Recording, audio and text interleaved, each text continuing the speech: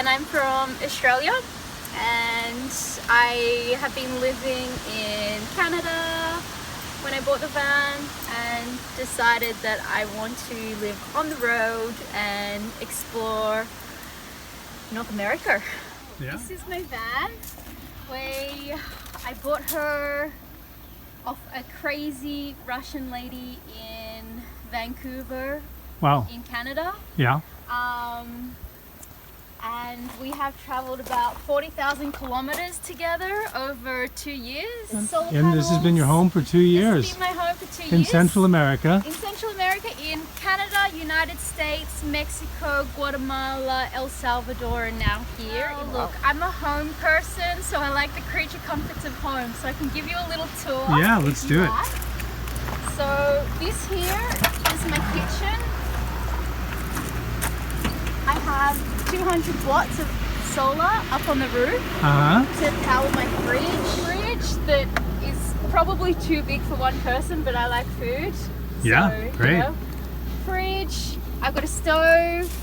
Over there I have an inverter so I can power everything. So- And then in here is my living space Fantastic. / bedroom. You have your bed and your, all you have your herb books. all my herb books. Wow. That I The didn't, rattle that we're hearing is the hubcap. yeah, I haven't attached it properly. Wow. I need to tighten it up. We are headed out on an adventure to find a botanical garden. And we are in the Belize Botanical Garden in, where are we? San Ignacio. In San Ignacio.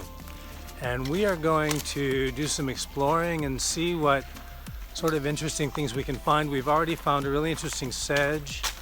I think there's a lithorum we came across, and Alternithera. So we've got some really interesting things ahead of us. So Beth, tell me about your work, your life, what you do, what you're doing. Well, so I moved to Canada in 2013, and from there I spent a lot of time amongst the evergreens, and from that I started getting interested in plants. So then I decided to start studying. I got myself a book, and I used to walk out in the forest and start trying to identify plants. Awesome. And then Wow. You gotta love it. A fellow herb nerd. Yeah. yeah. Awesome. So we're going to go geek out in the Belize Botanical Garden. We'll see what we find. Elvira was just telling me that this is kukui. I didn't even recognize it. It's a candle nut, and you can burn it. And does it have other uses? Some people use it for polish furniture. Oh yeah, yeah. Yeah. The Hawaiians would use it to polish surfboards, Oh, okay. and also for tattoos. Oh, interesting. Wow. So this is an Alarides mollicana, Central American style. I have no idea what this is, Oh, cool shaped leaves. but it's interesting. Yeah, there must be some sort of botanical term for this when the leaf base turns into like a petiole or something. It's interesting. So this, we were just speculating if this is an albizia or not. Maybe an acacia, but that is one big bugger. And there's some monstera at the bottom. Looks just like an albizia though. What does the book say? I'm just trying to find it. So it turns out this is not an albizia, it is Guanacaste, which is obviously a close relative of albizia, though a different genus. And this is the national tree of Costa Rica. And in Hawaii, the albizia branches will crash. You can't build your house under them because they're very soft wood, but you can make cabinets out of them and stuff. Yes, I'm pretty sure it's the coral tree. As I recall, it is used as medicine, but there's something about it that kind of warns me off. I can't remember what it is. And these very sort of interesting shaped leaves. Yeah. Yeah, look at the spines on that. So cool. What do they say? Evolution adores a psychopath? Look at that. I would not want to fall in that. Nope. I always wonder why there's the white in the center of the leaf pattern. Like, what is that? Because a lot of the desmodiums and stuff have that white along the midrib of the leaflet. What are desmodiums? They're a kind of legume, a kind of fabaceae. They're a medicinal one, but they have that specific pattern. Yeah. I also wonder about that V shape in some of the leaves. This doesn't have it, but some leaves will have like a chevron shape. Okay. Even completely unrelated species. I always wonder how'd that evolve? Remember I was telling you about the plant that's used for cancer above the neck? This is it. This is Selaginella. This? Yeah. Selaginella. Normally I only see it in places that are much moister than this. You can tell it's curled up a bit. Yeah. And there's a maidenhair here, Okay, yeah. which is used for lung and throat problems and hair rinses and bronchial issues. This is fascinating. So this is an arum. Do you know the difference between monocots and dicots? Monocots are like grasses, Yep. right, and dicots. Well, this is a monocot that is disguising itself as a dicot. And I've never been able to figure out how they get the chutzpah to look like a dicot, but it's actually a monocot. Same thing with the monsteras, and like these are monocots, even though they look like they shouldn't be. So these are both arums. Okay. And this looks like a peperomia. Oh. This looks like an ornamental peperomia. These are most of these are edible. Yeah. Did you ever eat them before? Nope. No. But I'm Yeah. always game. Uh-oh. You don't trust me necessarily. Let me see. Just a little nibble. Typically, whenever you see a leaf that has this kind of look to it, asymmetrical, it's often a begonia. And as far as I know, all of the begonia flowers are edible. I'm not seeing any flowers here, so I'm off the hook. I don't have to put one in my mouth and regret it. But yeah, and embarrass myself. But typically, begonias have this asymmetrical look to them. The leaves have an asymmetrical look, and the flowers are almost universally sour. So they're making a nice addition to salads and stuff. That there, over there, it looks like a mistletoe, huh? These are cool. Yeah. I see these quite often, and they can grow to be like quite huge plants. Huh. Like trees. I wonder if it is a mistletoe, huh? Or some kind of parasite. I think. Sure. I don't know. And then lots of aloe here.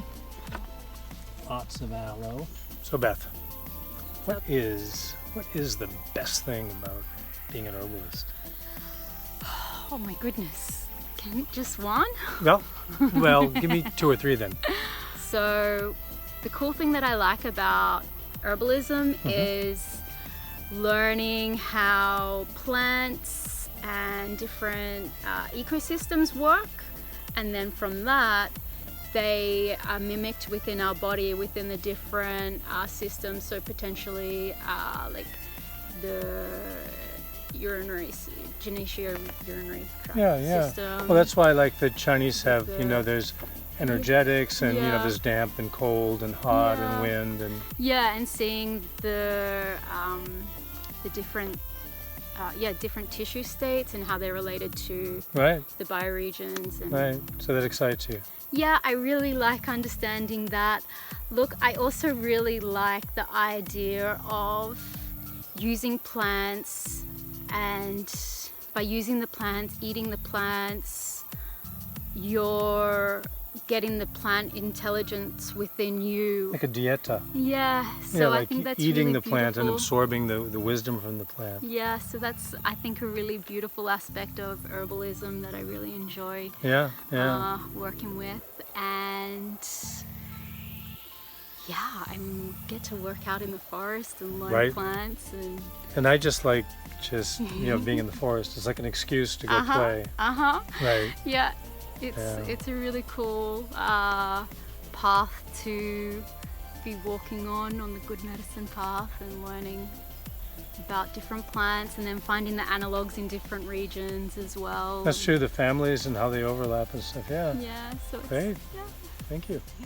So this here, I believe, is known as Jipijap in the Quechua language, and its common name is Panama hat palm, because I believe the Panamanians make hats from it.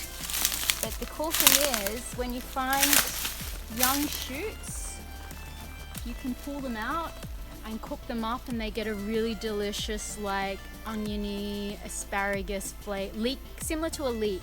It's really delicious. Cool. Yeah. It's called wire whisk? Wire whisk. Wire whisk. Looks Yeah. like a lygodium, like a creeping fern. Yeah, I do know that it's used medicinally in these parts of the world, but I am not sure what for though.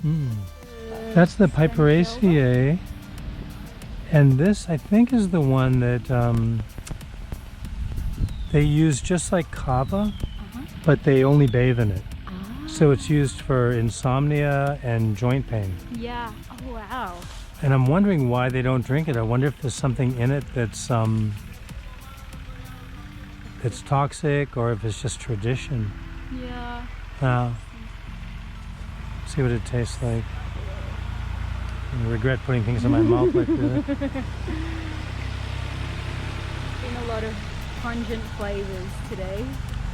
That's definitely peppery, yeah? Yeah.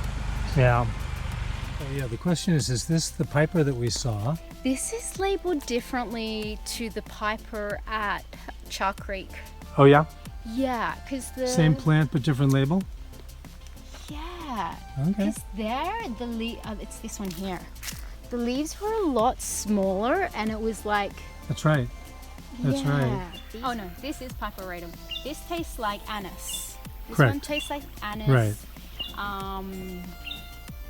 Traditionally in like Central America, they use it to relieve headaches caused from the heat by placing the leaf straight on their head, wetting it, placing it on the head.